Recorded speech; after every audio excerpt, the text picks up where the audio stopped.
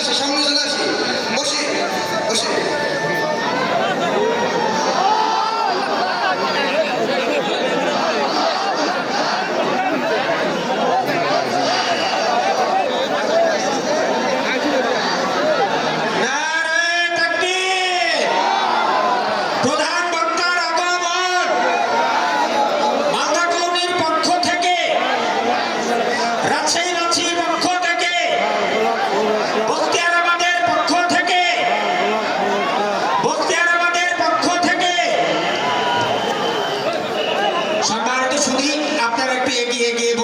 সুন্দরভাবে বসে পড়ো।